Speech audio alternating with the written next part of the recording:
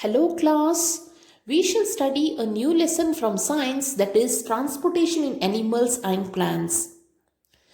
You all have learned in your previous classes that organisms need food, water and oxygen for survival.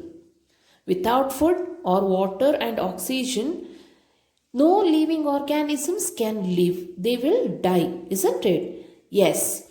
So, these substances like food or water or oxygen need to be transported to all the parts of their body. So animals need to transport waste to parts from where they can be removed. So how this is done? In case of higher organisms, they have special organs and organ system for the process of transporting materials inside their body. So, can you see the structure of the human being here? Yes, you can see the heart, veins in blue color and arteries in red color. So, this is the circulatory system of human beings. See the tubes circulated from tip of the fingers, tip of the toe to the head also. So throughout the body parts, the tube-like system is there. This is known as the circulatory system, which includes heart, veins and arteries. Or we can say human circulatory system includes heart and the blood vessels. In this chapter, we shall study about transport of substances in animals and plants. So first of all, let us study about human circulatory system. Human circulatory system consists of heart and blood vessels. So let us study about blood now. What happens to your body whenever you get a cut on your body? Blood will flow out of the body, isn't it? Yes. What is blood? It is the fluid which flows in blood vessels, that is arteries and veins. What is the function of the blood? Blood transports substances like digested food from the small intestine to all the parts of the body. It also carries oxygen from the lungs to the cells of the body. It will transport waste for removal from the body. So what is the function of the blood? First of all, it will help in transporting substances like digested food from the small intestine to all the parts of the body. Secondly, it carries oxygen from the lungs to the cells of the body. Thirdly, it transports the waste for removal from the body. Then, blood carries various substances, isn't it? So, how does the blood carries various substances? Blood is composed of a fluid called plasma. What is blood composed of? It is composed of a fluid called plasma, and different types of cells are present in the plasma. Which are the types of cells? RBCs, WBCs and platelets. RBCs means red blood cells, WBC means white blood cells and platelets. So these blood cells are suspended in plasma. The red blood cells contain a red pigment called hemoglobin. So only the blood looks red in color. What is the function of hemoglobin in the blood? Hemoglobin will bind with oxygen and transports it to all the parts of the body, and it will reach the cells of the body. So hemoglobin will help in transporting oxygen to all the parts of the body. It is difficult to provide oxygen efficiently to all the cells of the body if There was no hemoglobin in the blood. So the hemoglobin will help to transport the oxygen to all the cells. The white blood cells will fight against the germs which enter our body. One more thing is about the platelets.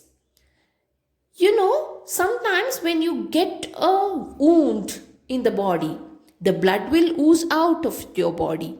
So after some time, the blood will stop bleeding, isn't it? Yes. So you can see clotting of the blood in the wound. So that is because of the cells called the platelets. Platelets help in clotting the blood. Now, you all know about blood. Which are the three types of cells present in the blood? RBC, WBC and platelets. Let us learn about the blood vessels. There are different types of blood vessels in the body. So, during inhalation, a fresh supply of oxygen fills our lungs. So, oxygen from the lungs has to be transported to the rest of the body. The blood will pick up the waste materials including carbon dioxide from the cells. So this blood has to go back to the heart for transport to the lungs for the removal of carbon dioxide, as you have learnt already in your previous chapter, isn't it? So there are two types of blood vessels which will help in doing the process, that is arteries and veins. Which are the two types of blood vessels? Arteries and veins are the two types of blood vessels present in our body. The arteries will carry oxygen rich blood from the heart to all the parts, whereas veins will carry carbon dioxide rich blood from all the cells to the lungs. Understood now? So only in the circulatory system, in the first page, we have studied about the arteries and veins, where arteries are shown in red color and veins are shown in blue color. So arteries will carry oxygen rich blood, whereas veins will carry carbon dioxide rich blood from the cells to the lungs. From the cells to the heart, then to the lungs in order to be removed, isn't it? Carbon dioxide has to be removed out of our body through respiration only. So carbon dioxide will be carried from the cells to the heart, then it will be carried to the lungs, thereby during respiration it will be thrown out of the body. The flow of the blood is very rapid and it will be at high pressure. So the arteries will have thick elastic walls, whereas the veins have thin walls, and there are valves present in veins which allow blood to flow only towards the heart. One more thing is that you can feel some throbbing movement in your hand, isn't it? In your wrist. Can you see the picture here? Yes, that is the pulse or the throbbing movement. This throbbing movement is called the pulse. It is due to the blood flowing in the arteries. The number of beats per minute is called the pulse rate. What is pulse rate? The number of beats per minute is called the pulse rate. Usually, a resting person has a pulse rate between 72 and 80 beats per minute. If a person is at rest, then he will have the pulse rate about 72 and 80 beats per minute. So, you have the pulse beat in other parts of your body also. So, you have to find out, isn't it? You have to find out by yourself where you can feel the pulse beat or pulse. Have you all heard of blood banks, children? Yes. So you might have heard in the newspaper or in the media that people donate blood. So the donated blood are stored with special care in the blood banks. Usually, many people die due to unavailability of blood. So during accidents, they lose the blood, or due to some diseases, they lose the blood. So if there is no proper blood supply to their body, of course, due to the lack of blood, the people die. Blood can be donated also. Usually there are 4 types of blood: A positive, B positive, AB positive and O positive. And negative bloods also will be there, but it will be rare cases. 1 out of 100 will be a negative blood. So AB positive is called the universal receiver, whereas O positive blood is called as universal donor, because that person or O positive blood can be donated to all the other blood groups, but AB positive blood can receive all the blood groups, that is other blood groups, that is A positive, B positive, O positive and AB positive also. Now, do you all know your blood groups? Yes. If you don't know, you can find out slowly, isn't it? Yes, after you become adult, you can donate your blood also. But you have to maintain a balanced diet. You have to eat more of fruits and vegetables so that you will have good count of blood and blood cells. At the same time, you can donate your blood also. That is a social service. Donation of blood can save many lives. It will be given to the blood banks. It will be kept there, saved there, and from the blood banks, it will be donated to the hospitals. Schematic diagram of circulation. In this diagram, we can see the lungs, heart, arteries, veins and the capillaries. So, arteries will divide further into small tube-like structures on reaching the tissues of the body. So, these small tube-like structures are known as the capillaries. So, the capillaries will join to form veins which will empty into the heart. The arteries will carry oxygen-rich blood from the heart to various tissues or cells of the body. Thereby, it will exchange carbon dioxide. So, carbon dioxide-rich blood will be carried by the veins into the heart. We can see pulmonary veins here. So, pulmonary veins will carry oxygen-rich blood from the lungs to the heart. Pulmonary artery will carry deoxygenated blood, that is carbon dioxide rich blood, from the heart into the lungs. So did you all understand the transportation of carbon dioxide and oxygen from the lungs to the heart and to various parts of the body? I hope it is clear. Let us study about the important organ of circulation, that is heart. Heart is an important organ which beats continuously to act as a pump in order to transport the blood, and it carries other substances along with it also. You have already studied. So, heart works continuously right from the birth of the person until the death of the person. It is non-stop pump. Where is heart located? It is located in the chest cavity with its lower tip slightly tilted towards the left side of your body.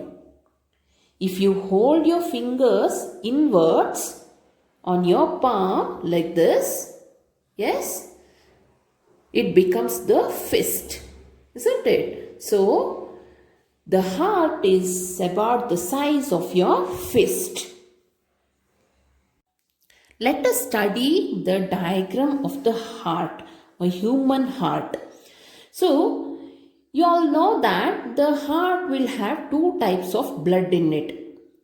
The blood which is rich in oxygen and the blood which is rich in carbon dioxide. Both the types of blood must not mix with each other. So, only there is partition wall between the left half of the heart and right half of the heart. And usually human heart is four chambered. The upper two chambers are called the atria and the lower two chambers are called the ventricles. Usually it is called as right atrium, right ventricle and left ventricle. Between the right atrium and right ventricle there is a opening valve. Between left atrium and left ventricle also there is a valve, bicuspid valve and tricuspid valve. So, the largest artery in the body is the aorta. Can you see the aorta? It is the largest artery in the body. We can see pulmonary artery, pulmonary vein and vena cava, superior vena cava and inferior vena cava. So this is all about the human heart, which is about the size of your fist. Heartbeat. So your heart is located in the left of your chest cavity. If you keep your hand towards the left of your chest, then you can feel your heartbeat, isn't it, children? Yes. The walls of the chambers of the heart is made up of muscles. These muscles will contract and relax rhythmically. This rhythmic contraction and relaxation will constitute a heartbeat. So you have to remember that the heartbeats continue every moment of our life. If you place your hand on the left side of your chest, then you can feel your heartbeat. The doctor feels your heartbeat by using an instrument known as stethoscope. Can you see the picture here of a stethoscope? So it has got a chest piece, a tube and earpiece. So the doctor uses the stethoscope as a device in order to amplify the sound of the heartbeat or in order to amplify the sound of the heart. Do you think there is any relationship between your heartbeat and the pulse rate? Of course, it is related. Each heartbeat generates one pulse in the arteries, and the pulse rate per minute indicates the rate of heartbeat. So, usually, a normal person, if he is at rest, then his heart will beat 72 times per minute. But if he is doing some physical work or if he is doing an exercise, then the heartbeat will vary. The rhythmic beating of the various chambers of the heart will maintain the circulation of blood and transport of substances to different parts of the body. So, rhythmic beating of the chambers of the heart is very much necessary for the circulation of blood and transport of substances to different parts of the body. This is all about the circulation of blood in case of human beings. If we find out about the animals like sponges and hydra, these are the very smaller group of animals known as invertebrates. So these organisms like sponges and hydra will have no circulatory system at all. Since they live in water, the water will just rush inside their body. When the water moves into the body, the water will bring food and oxygen as it enters. Again, the water itself will carry away waste materials and carbon dioxide as it moves out. So, these animals do not need a circulatory fluid like the blood. Small organisms like sponges and hydra will not have any circulatory system at all.